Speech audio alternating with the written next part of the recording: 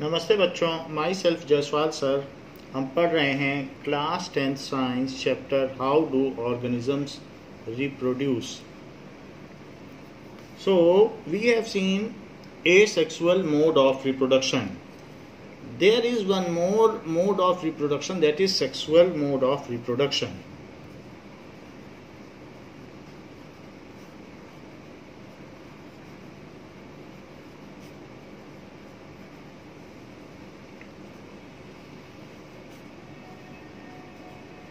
Now, the mode of reproduction that depends on involvement of two individuals. The mode of reproduction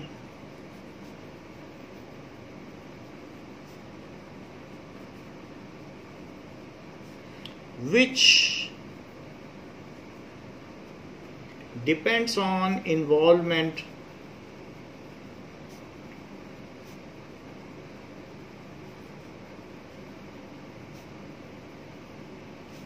of two individuals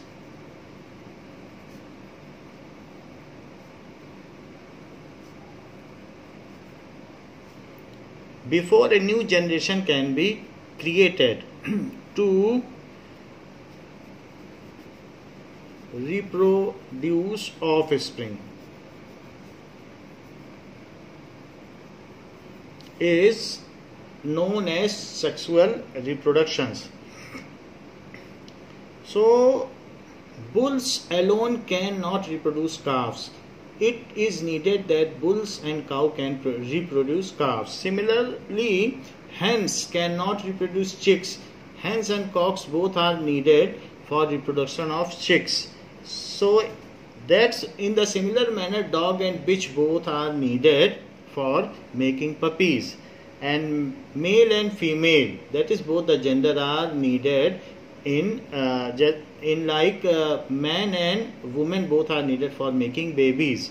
So what is the significance of sexual mode of reproduction? इसकी क्यों जरूरत पड़ी कि to individuals की क्यों जरूरत पड़ी, जबकि वेरिएशंस तो एसेक्सुअल में भी धीरे धीरे हो ही रहा था, डीएनए रेप्लिकेट कर रहे थे, तो in a very long span of time a variation was taking place. So why it was needed for sexual mode of reproduction? When the body becomes complex, then any asexual mode of reproduction is insufficient. Like if body becomes complex, body organs, body tissues, body cells are now more complex, their shapes and size widely differs, and hence in such cases regeneration or fragmentation is insufficient to reproduce new organism due to the complexity of body. So complex body design needs some new other process for reproduction, and reproduction is needed for making continuity of life of any species. So in this, both male and female of any species, उसी species के होने चाहिए, are needed, and also is needed the germ cell which are produced in a specialized reproductive organ, and also needed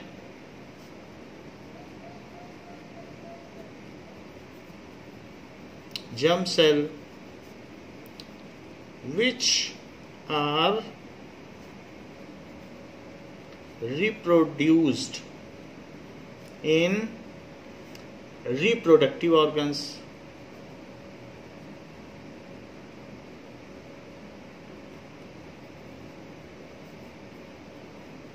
Like pollens are reproduced in stamen, while ovum or egg is reproduced in ovary, that is in carpel.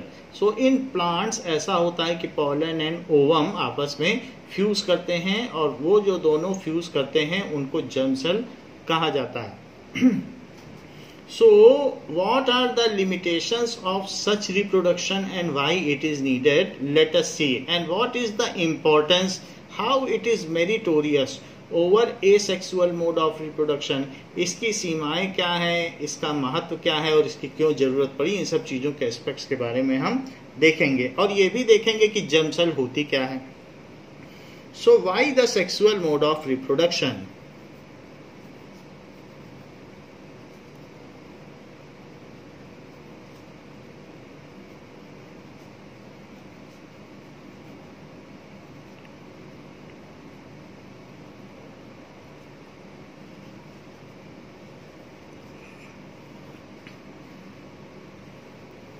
The creation of two new cells from one involves copying of DNA. We have seen that by mitosis, DNA splits into two identical copies and two organisms are reproduced.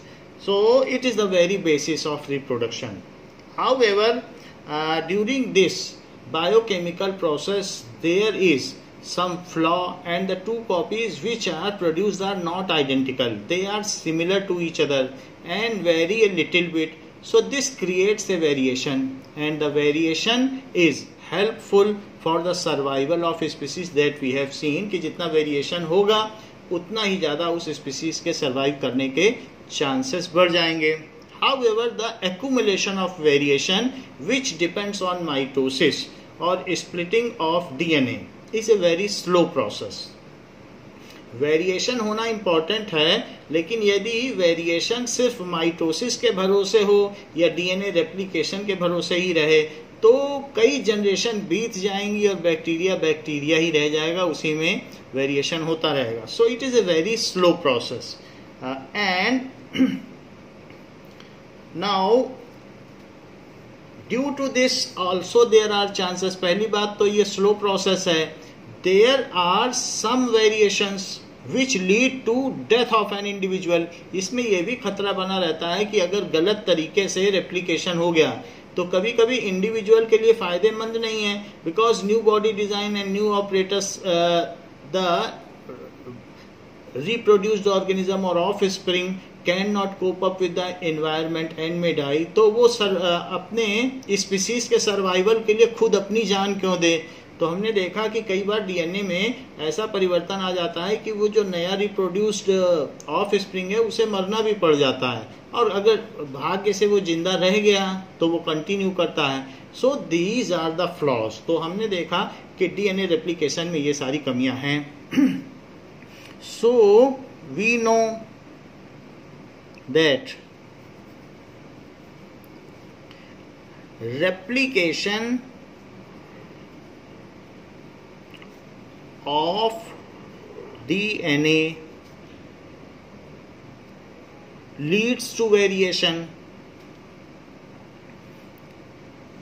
because it produces two similar copy, leads to variation, but this process is quite slower.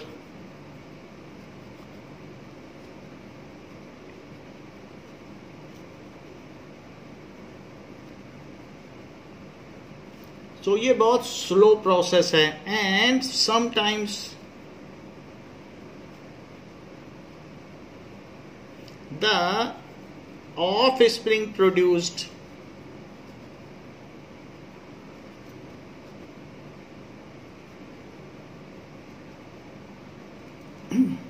having new variations. उसमें अगर variations आ गए, having newer variations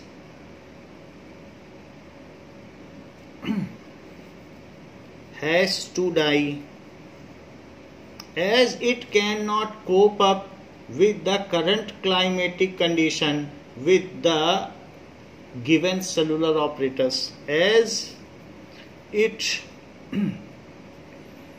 cannot cope up. ये सामना नहीं कर पाता उस समय के वातावरण का with current climatic condition.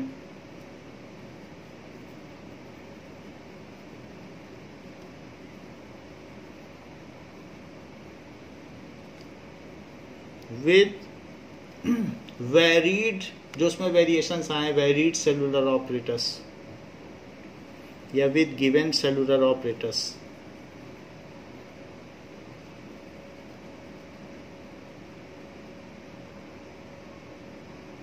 So on one side, the importance of variation cannot be denied, but on other side, in contrast, the offspring sometimes sacrifice themselves for kind of variation, that is for the sake of variation.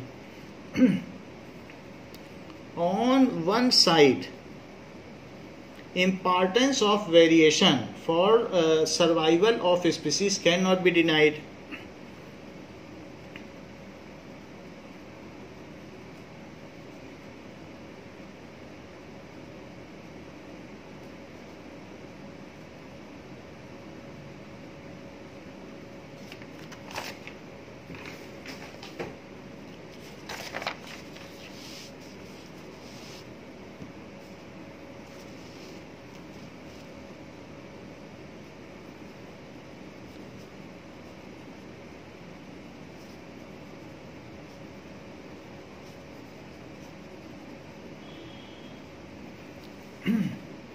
But on other side,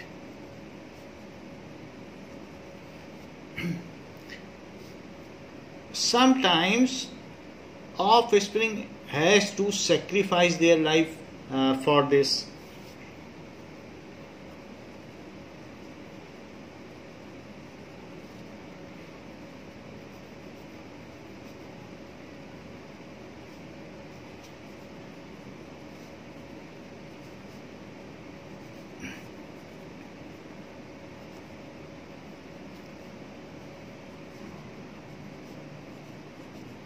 Due to introduced newer variation, due to introduced variations. Moreover, the speed of variation which depends on splitting of DNA is also very slow.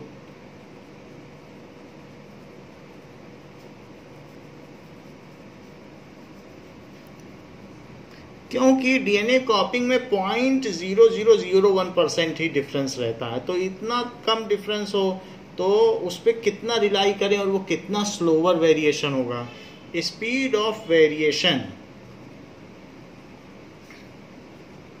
Which depends on replication of DNA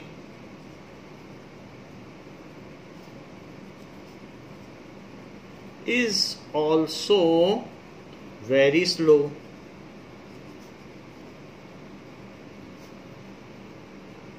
So sometimes the change in climatic condition takes faster than the rate of variations produced. कई बार तो ऐसा भी हो जाता है climate ज़्यादा तेजी से चेंज हो रहा है और वेरिएशन इतनी तेजी से नहीं आ पा रहे.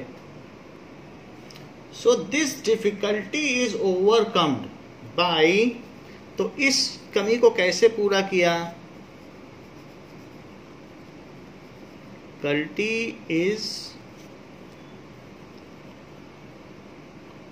इट इज ओवरकम, इसको हटा दिया गया ऑर्गेनिज्म के द्वारा by nature, which involves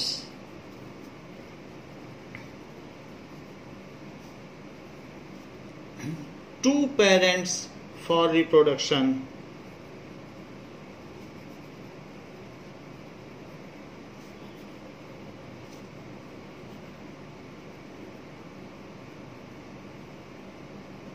So if in this method the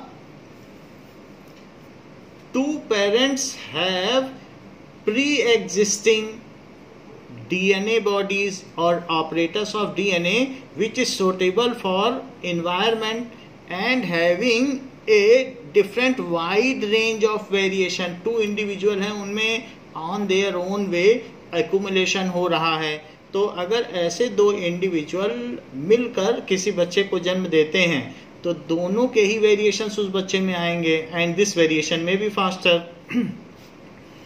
both parents have their own sets of variations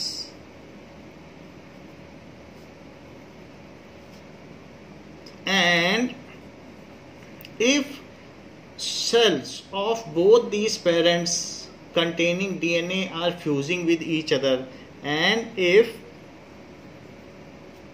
cells of both एक सेल अगर दोनों का हो, if one cell of both parent fuses, then the offspring produced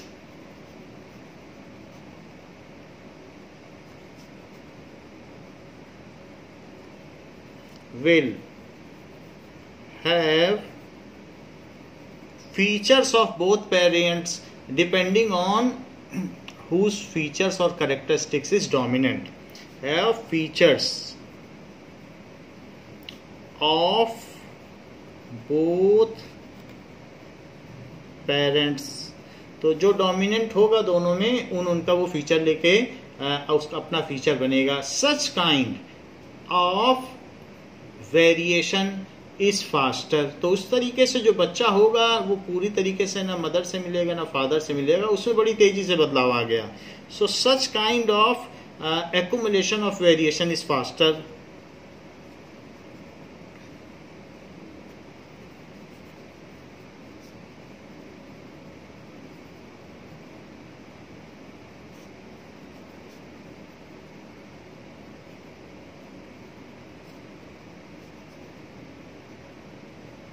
but there is a problem.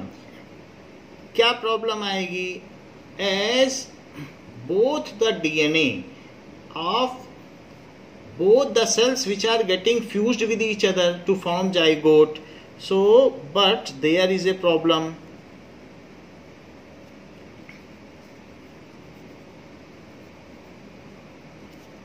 If DNA of male parent and female parent fuses with each other, male and female parent fuses with each other, then amount of DNA in zygote. जब male और female parent के cells fuse होंगे तो उसे zygote कहते हैं. Then amount of DNA in next generation या F1 generation, in next generation will be doubled. तो उसमें डबल्ड डीएनए होंगे क्योंकि इसमें डाइप्लॉइडिक होगा मेल में और इसमें भी डाइप्लॉइडिक है. 2n अमाउंट है और इसमें भी 2n अमाउंट है. पेयर्ड क्रोमोसोम है और इसमें भी पेयर्ड क्रोमोसोम है. तो उस तरीके से in each generation the amount of DNA keep on doubling. If it is allowed then in each generation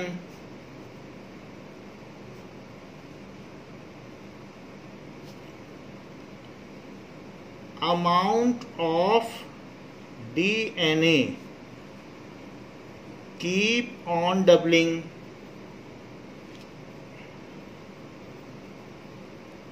फिर तो 4n हो जाएंगे. पेरेंट में 2n थे. अगर मान लीजिए सिंपली मेल का एक सोमेटिक सेल या बॉडी सेल और फीमेल का एक बॉडी सेल फ्यूज हो जाए तो उससे इसमें 4n हो जाएंगे बच्चे में, 2n मिलके, और फिर 4n भी आपस में मिलेंगे तो 8n हो जाएंगे। इस तरीके से तो पूरी अर्थ में डीएनए ही डीएनए हो जाएगा। ऐसा पहले हो चुका है और इस वजह से इस धरती को डायनोफ्लैजेलेट कहा जाता है। इस अर्थ का ये नाम दे दिया गया था और ये सस्टेन नहीं कर पाया और पूरी धरती डीएनए से भर गई और सारे जो भी स्पीसीज थे वो मारे गए। तो इस वजह से it can not run longer and it also create disturbance in running of cellular operators.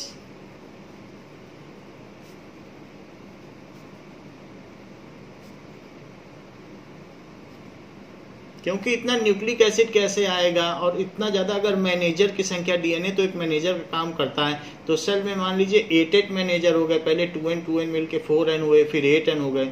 10 manager किसी फैक्ट्री में बैठा दो तो सब में आपस में ही लड़ाई हो जाएगी। तो इस तरीके से डीएनए की जो सिंगल कॉपी है वही होनी चाहिए। ज़्यादा डीएनए होगा तो फिर वो सेल ऑपरेट नहीं कर पाएगा। It can not run longer, तो ये रन लॉन्गर नहीं हो सकता है कि हम वही करें। And the earth will be full of DNA, अगर ऐसा किया जाए। And soon the earth will be nucleic material से फुल हो जाएगी, will be full of DNA which has happened earlier. So this problem was eliminated bye, अब इस problem को कैसे एलिमिनेट किया नेचर ने? क्योंकि हम जानते हैं कि अगर दो पेरेंट्स होंगे तो दोनों का जो डीएनए है वो डीएनए उस करंट क्लाइमेटिक कंडीशन से सूट करता है। तो अगर बच्चे को उन दोनों का डीएनए मिलेगा तो उसके पास जो सेलुलर ऑपरेटर्स आया है, तो चाहे फादर के कुछ फीचर्स आए चाहे मदर के, वो भी करंट क्लाइमेटिक कंडीशन में वो जिंदा रह जाएगा और उसको अपनी बलि नहीं देनी पड़ेगी। In no condition it is not able to cope up, क्योंकि उसे मदर या फादर किसी का भी फीचर्स मिले या दोनों के आधे आधे मिले तो भी वो जिंदा रह सकता है। तो पहली चीज तो अच्छी है कि इसमें उसको अपनी बलि नहीं देनी पड़ेगी। And in all the cases it is able to survive. और दूसरी चीज वेरिएशन फास्टर है। बच्चे का चेहरा मदर और फादर दोनों के चेहरे से थोड़ा थोड़ा मिलता जुलता है, तो कितना वेरिएशन आ गया। जबकि पहले केस में ए सेक्सुअल में तो क्लोन लगता है कि आप गन्ने के खेत उगाओगे तो लगेगा सारे एक जैसे ही है, तो वहाँ क्लोनिंग टाइप हो जाती है, लेकिन यहाँ पे वेरिएशन फास्टर है। So this problem was eliminated. इसको दूर कैसे किया नेचर ने?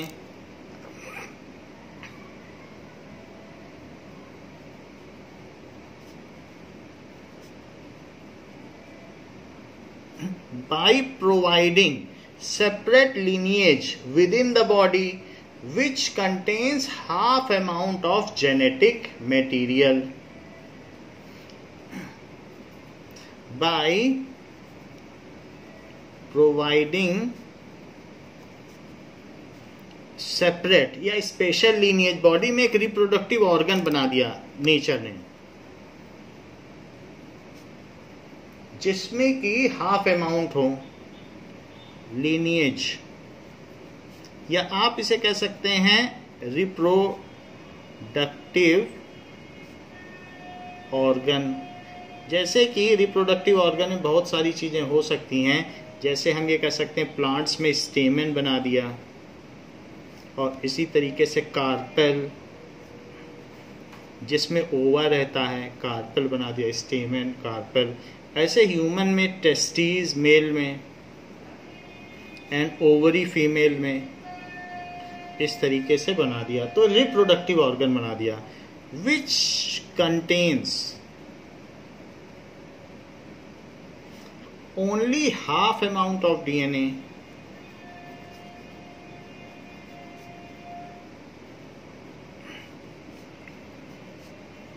डीएनए जिसमें कि हाफ अमाउंट ऑफ डीएनए था या हैप्लॉइडिक था। So the cells which are contained in reproductive organs, the cells which are contained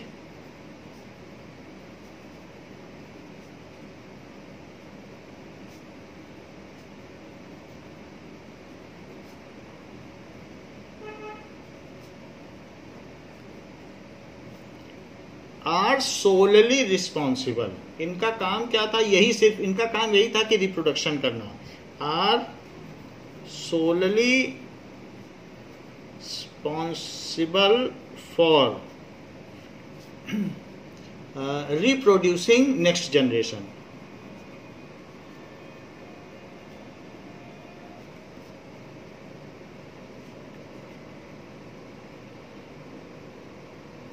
It contains same number of chromosomes but unpaired.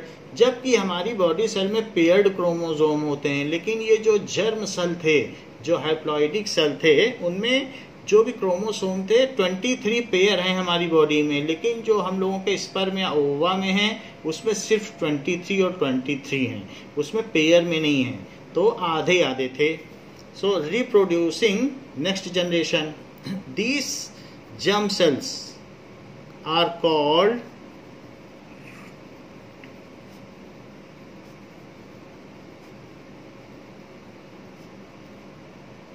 germ cell या gamete, इन्हें gamete कहा गया, तो ये इनके नाम दिए गए. which contains unpaired chromosomes of same number.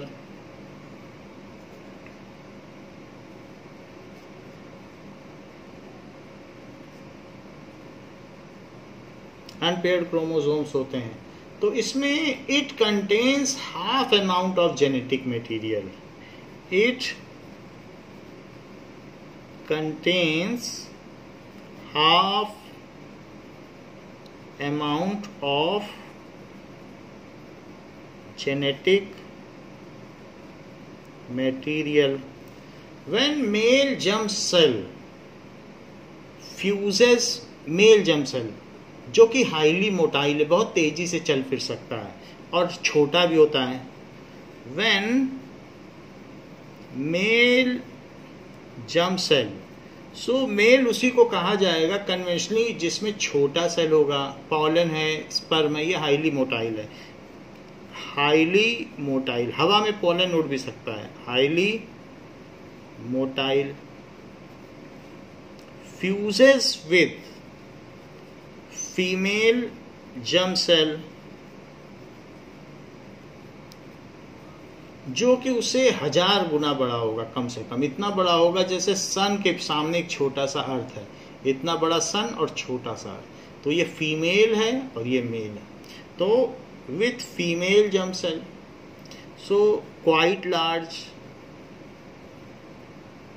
क्यों लार्ज है? Because they both contain same amount of genetic material.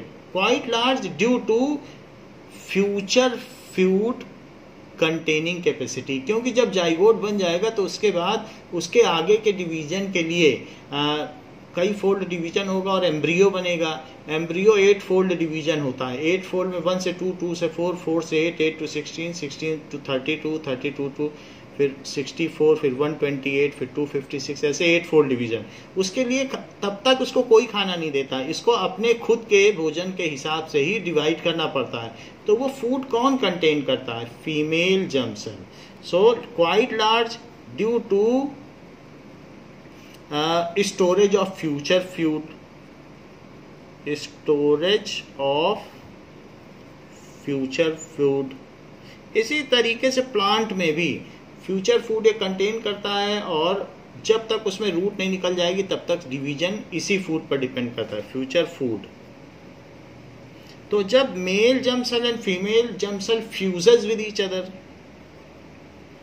Fuses with each other, दोनों हैप्लॉइडिक हैं, दोनों में हाफ अमाउंट ऑफ क्रोमोसोम है, with each other, then zygote is formed. Zygote बनता है, zygote is formed.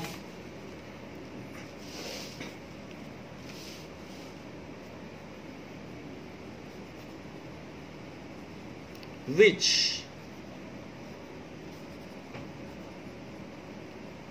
contains paired chromosome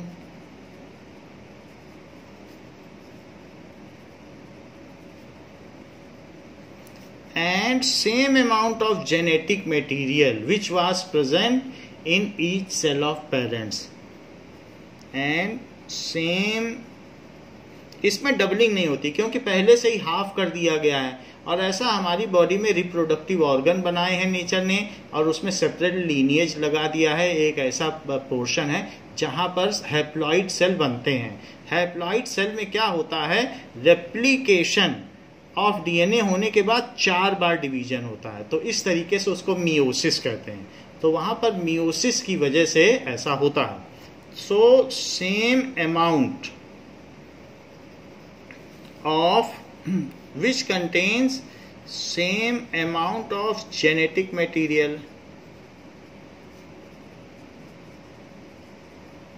as parents, तो इसलिए इसमें डबलिंग नहीं हो पाएगी। इसकी मेरिट क्या है, so sexual reproduction leads faster variation,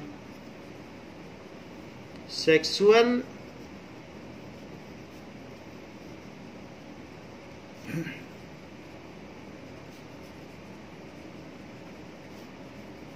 variation. और दूसरी चीज, the offspring contains the apparatus of either mother or father, some features of father and some features of mother, which is well proven in the existing nature. So there is the chance of its death due to non coping of nature is eliminated. वो हमेशा जिंदा रहेगा, वो मर सकता नहीं है क्योंकि चाहे मदर के या फादर के फीचर उसे मिले, वो दोनों ही उस वातावरण में जीवित रह चुके हैं, इसलिए उसके मरने का कोई चांस नहीं है। वेरिएशन की वजह से उसे अब अपना बलिदान देने की जरूरत नहीं है। As of spring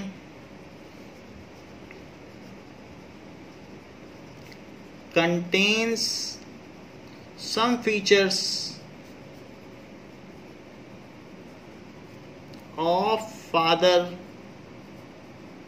and rest features of mother,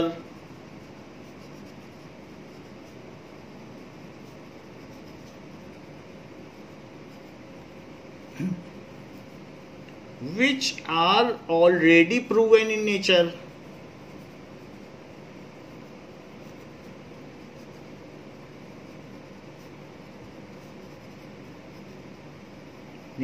So the chance of death of offspring is eliminated. So the chance, उसमें कोई चांस नहीं, वेरिएशन तो उसे ज्यादा मिल गया और मरा भी नहीं। चांस ऑफ डेथ, और उसकी डेथ भी नहीं होगी, तो 2 फायदे हो गए।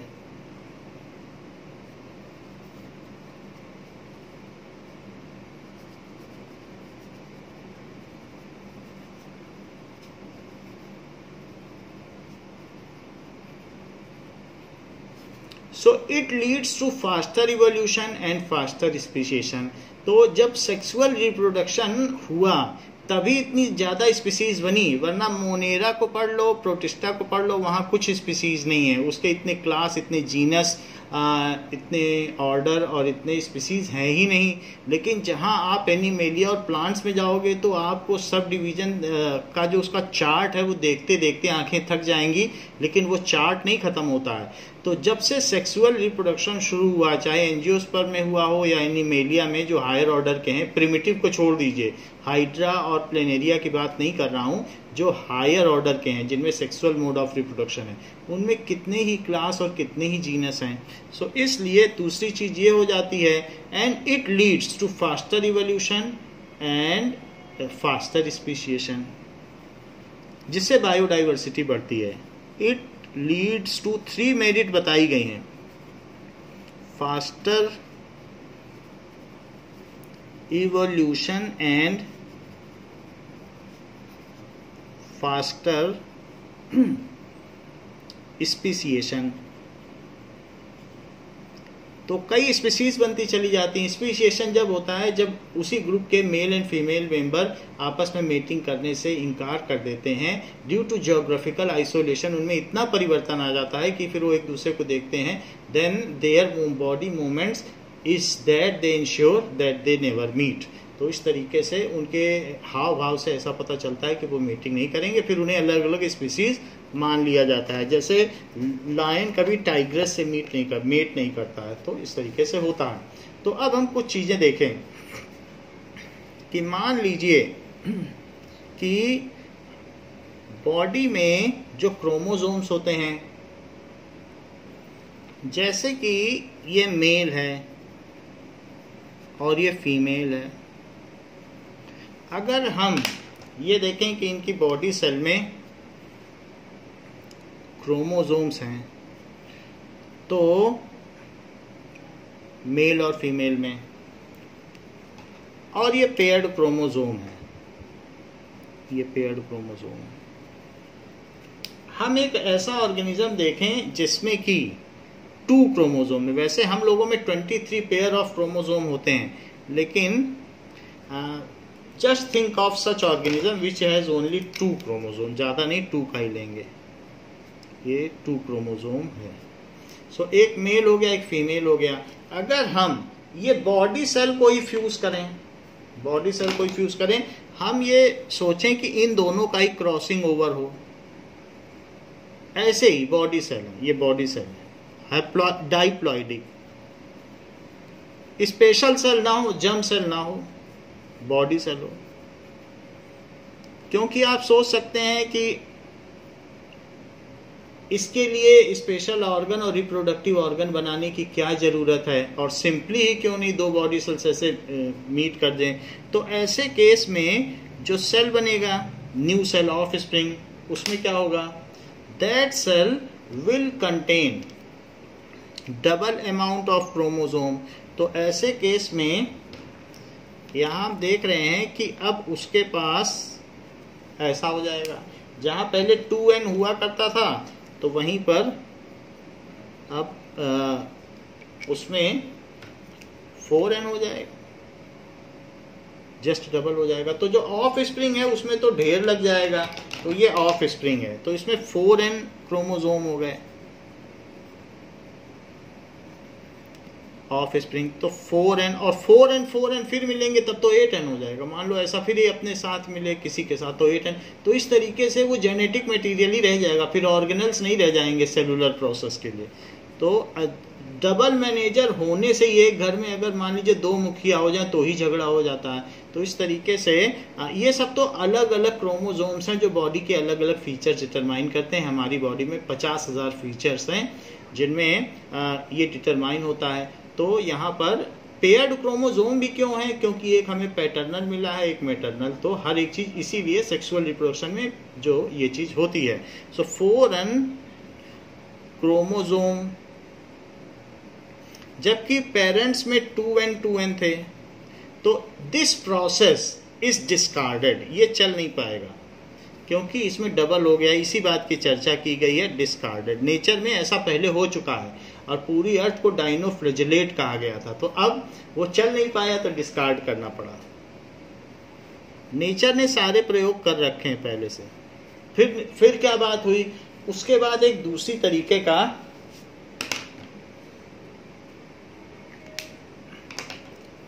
प्रयोग हुआ जिसमें क्या किया गया, नेचर ने मियोसिस की। So in sexual reproduction, sexual reproduction takes place by the process of meiosis. Sexual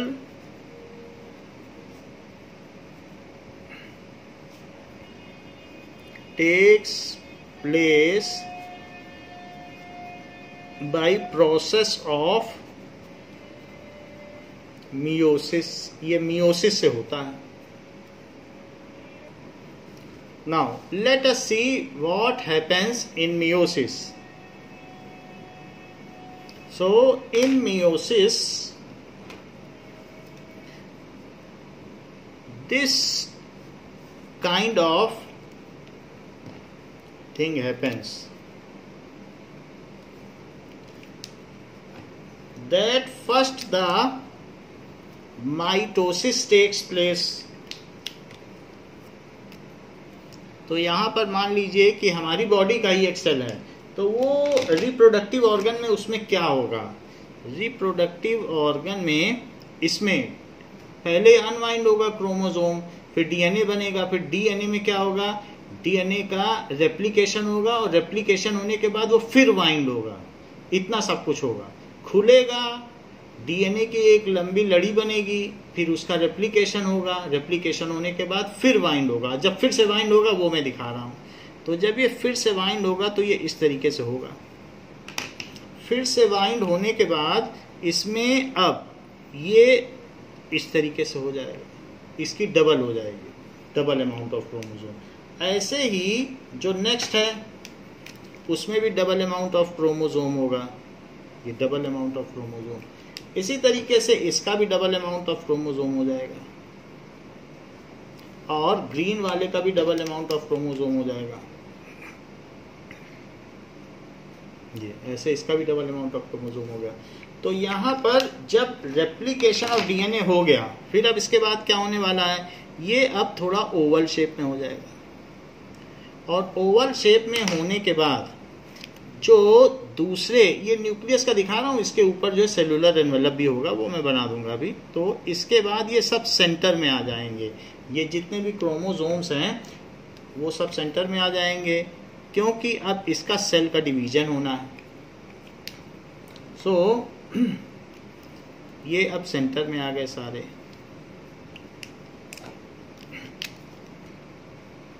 यहां पर हमने 2 क्रोमोसोम्स दिखाए हैं, वैसे हमारी बॉडी में 23 पेयर्स ऑफ क्रोमोसोम है। इसके बाद अब यहां पर एक स्पिंडल होगा, सेंट्रियोल, और सेंट्रियोल से स्पिंडल निकलेगा, वो इन सबको खींच लेगा, जो इनका सेंट्रोमियर है। और यहाँ पर भी इस पोल पे भी, तो दोनों पोल पे सेंट्रियोल जाएगा। सेंट्रियोल का काम ही है कि क्रोमोसोम को सेपरेट करना, इसीलिए तो सेंट्रियोल होता है। तो वो खींचेगा, और जब खींचेगा तो नेक्स्ट स्टेप में क्या होगा, नेक्स्ट स्टेप में ये सेल फिर अब शेप इसका थोड़ा सा बदल जाएगा, और ये सेंट्रियोल और ये सेंट्रियोल, तो ये सब इसको खींच रहे होंगे, और यहाँ से भी इसी तरीके से ये खींच रहे होंगे। तो ये जब खींचेगा तो ये अब इस तरीके से होगा, ये पोर्शन इधर खींचता हुआ चला आएगा, फिर इसी तरीके से इसका दूसरा पोर्शन इधर खींच रहा होगा, धीरे धीरे छोटा होता जाएगा और ये इसी के अंदर चला जाएगा। ऐसे ही जो दूसरा वाला है, तो जब खींचेंगे तो अब इन्वर्टेड हो जाएगा उसका शेप, क्योंकि खींचा जा रहा है, तो धीरे धीरे छोटा होगा, तो ये इसका मोमेंटम की वजह से मतलब ये उल्टा हो जाएगा। नाउ ग्रीन वाले में भी उल्टा हो जाएगा, तो आधा आधा कर दिया गया है, और ये ब्लू वाले में भी। तो अब इसके बाद ये जब अलग होंगे तो इनके अलग होने से इन सभी में एक सेलुलर एनवेलप भी है, यहाँ पर हमने न्यूक्लियस दिखाया है। However almost all the cell organelles are engulfed और ईटन। जब सेल डिवीजन होता है तो उस समय फिर सेल ऑर्गेनल्स का कोई महत्व नहीं होता, सिर्फ सेल डिवीजन ही होता है। And nucleus takes the shape of cell, पूरे सेल में सिर्फ न्यूक्लियस ही न्यूक्लियस बचता है, और फिर उसके बाद ये इस तरीके से हो जाएगा।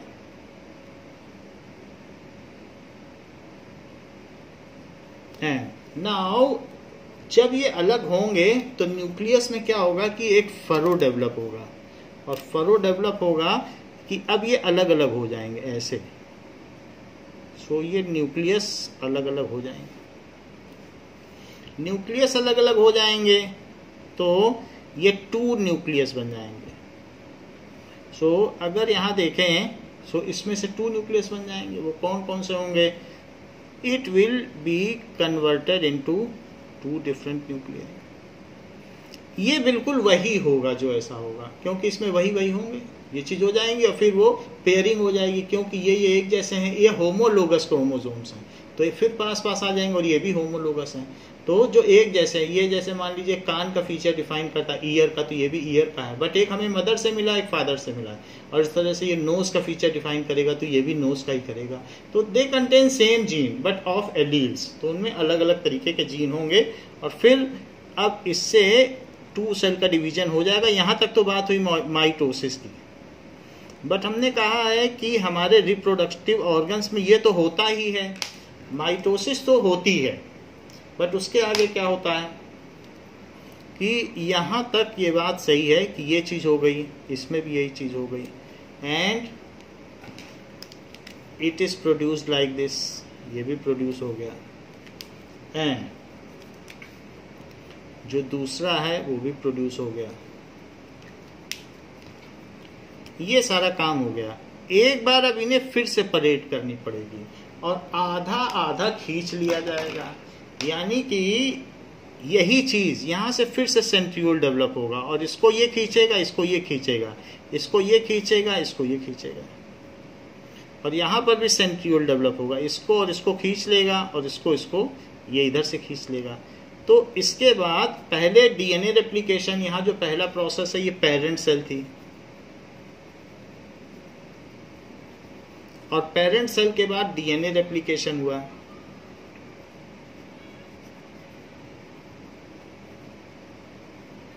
फिर यहां पर ये जो चीज है double amount of 4n chromosome हो गया, 4n, यहां 2n था, यहां 4n हो गया। 4n के बाद इनका माइटोटिक डिवीजन दिखाया गया है, माइटोसिस, यहां से यहां तक जो भी चीज दिखाई गई है ये सब माइटोसिस है। सो ये जो चीज हो गई माइटोसिस हो गई।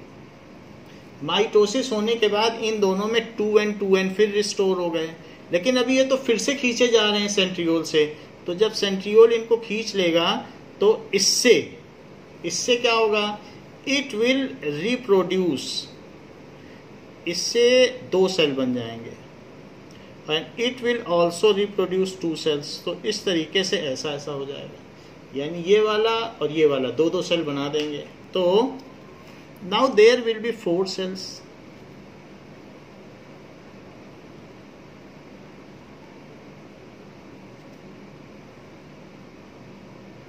इस तरीके से 4 सेल्स हो जाएंगे। और अब उनमें किस तरीके से रहेगा, तो एक में ब्राउन रह जाएगा, ब्राउन खींच लिया गया है सिंगल, और एक में रह जाएगा ये ब्लू। तो इसमें भी ऐसे ही रह जाएगा, इसमें भी एक ब्राउन रह जाएगा, और दूसरे में चला गया ऑरेंज, और इसमें भी ऑरेंज चला गया।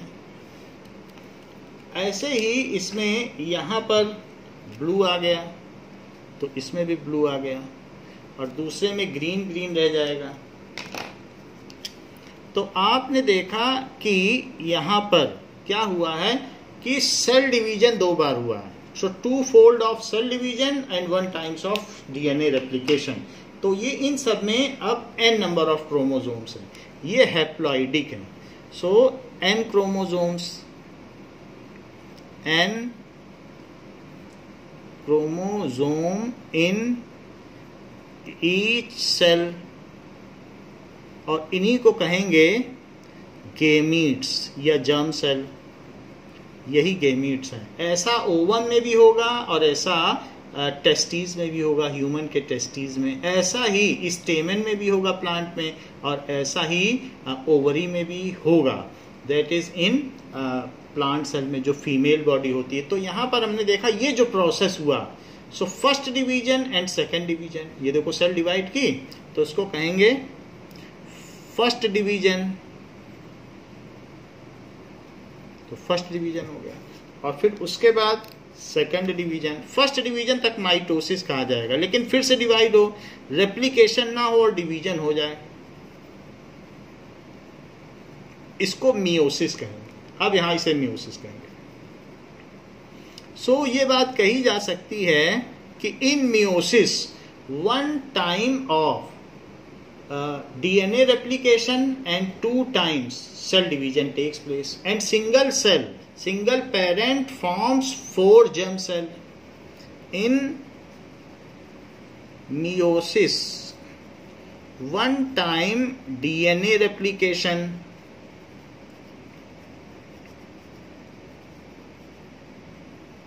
and 2-fold cell division takes place, 2 steps. 2 times cell division takes place. 2 times cell division takes place, and the 4 cells are, ये सेल ना बोले इसे गेमीट बोलें, ये इंडिविजुअली सरवाइव नहीं कर सकती हैं क्योंकि हाफ अमाउंट ऑफ क्रोमोसोम से भी कोई नहीं सरवाइव कर सकता है, एन नंबर ऑफ ना 4n से कर सकता है ना n से, यही करेक्ट ऑपरेटर्स है, 2n से ही सरवाइव कर सकता है। तो ये भी होना गलत है, इसी वजह से इनकी माइटोसिस हुई। पूरी बॉडी में यही सब सेल्स हैं, लेकिन जो हम लोगों का रिप्रोडक्टिव ऑर्गन है उसमें ये सेल्स हैं। तो रिप्रोडक्टिव ऑर्गन या स्पेशल लीनेज जिसको कि हम टेस्टिस एंड ओवरी कहते हैं, उनमें यही सेल्स हैं। और पूरी बॉडी में सोमा सेल्स हैं जो कि इस तरीके की हैं। सो ये टेक्स प्लेस होता है and gametes are formed, single parent cell form 4 gametes. In this single parent cell form 4 gametes. Gametes are present in reproductive organs. Gametes are present, ये हैप्लॉइडिक होते हैं in reproductive ऑर्गन्स। तो आप ये लिख सकते हैं जो माइटोसिस से बना वो डाइप्लॉइडिक है, और ये हैप्लॉइड है। हैप्लॉइड का मतलब हाफ और डाइप्लॉइड का मतलब डबल। तो ये आपको यहाँ पर जो सेकंड डिवीजन है उसको मियोसिस दिखाया गया और फर्स्ट डिवीजन तक इसे माइटोसिस कहिए। अब देखिए अगर ये जर्म सेल हैं तो जर्म सेल्स में इनसे कैसे रिप्रोडक्शन हो, 2 तरीके से हो सकता है। मान लीजिए अगर प्लांट है तो प्लांट में होता क्या है कि ये एंथर है, इसमें ये स्टेमन है जिसमें कि ये एंथर है। तो एंथर में पॉलेंस भरे होते हैं और इसी में से कोई पॉलन उसी में ही उसी प्लांट में हो या दूसरे में, इसमें एक फीमेल सिस्टम भी होता है ऐसा। तो ये फीमेल ऑर्गन, तो इसमें से पॉलेंस निकले और इस पर गिर जाएं और वही पॉलेंस फिर बाद में इसके अंदर ओवरी है, तो पॉलन जो इस पर गिरा है वो चीज़ वो धीरे धीरे उसमें से पॉलन ट्यूब निकल जाए और इसके अंदर चली जाए और अंदर जाने के बाद दोनों आपस में फ्यूज कर जाए तो जाइगोट बना दें। तो इस तरीके से प्लांट में होता है कि पॉलन निकला तो इसमें आप ये देख सकते हैं ये एंथर है। वैसे एंडर को कहते हैं मेल, तो एंड्रोइशियम, तो जो मेल जर्म सेल को अंदर रखे उसे कह देंगे एंड्रोइशियम।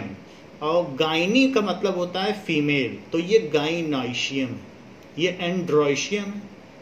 तो जो लड़का ऐसे खुलेआम घूमता रहता है रात में दिन में उसे फिलेंडरर कहते हैं, यानी घूमने का प्रेमी। क्योंकि फिलीन यानी प्रेमी, तो एंडर वर्ड जहां आ गया तो समझ लीजिए मेल के लिए ही आया है। तो इस चीज को एंथर को एंड्रोइशियम भी कहते हैं और ये गाइनोइशियम।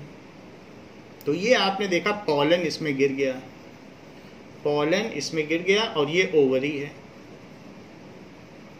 तो यहां पर जो मेल न्यूक्लियस और फीमेल न्यूक्लियस है वो दोनों फ्यूज कर गए। अगर फ्यूज कर गए, ये पॉलन ट्यूब है जो धीरे धीरे खुली और 2 मिनट के अंदर ही खुल जाती है। ऐसे इसमें से ट्यूब निकलते हैं, उसमें दोनों मिल जाते हैं।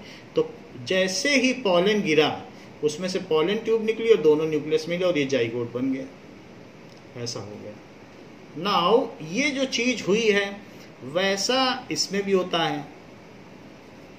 ह्यूमन में एक स्पर्म सेल है, तो स्पर्म सेल इतना बस ऐसे होता है, इससे ज़्यादा नहीं होता। तो कोई स्पर्म सेल मान लीजिए इस पर बैठ गया तो और भी बहुत सारे मिलियंस ऑफ स्पर्म्स आते हैं, लेकिन एक अगर अंदर घुस गया तो उसके बाद फिर ये सीमेंटेड हो जाता है, फिर कोई कुछ नहीं इसमें जा सकता है।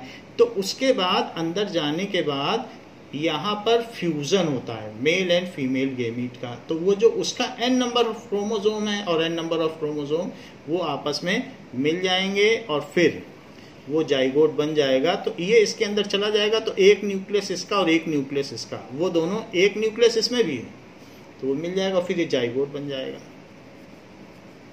जैसे यहाँ मिलते हुए दिखाया गया तो अब ये जाइगोट बन गया, ये अंदर चला गया तो ये क्या बन गया, जाइगोट। तो यहाँ पर वही बात कही गई है कि जो जर्म सेल है एक मेल की होगी तो ये स्पर्म है और ये एग है, एग को ही ओवम कहते हैं। इसके अंदर भी ओवरी के अंदर ओवम ही था जिसकी हम बात कर रहे हैं, ओवम, क्योंकि ओवरी तो बॉडी है, उसके अंदर ओवम होगा। ओव्यूल के अंदर ओवरी, ओवरी के अंदर ओवम।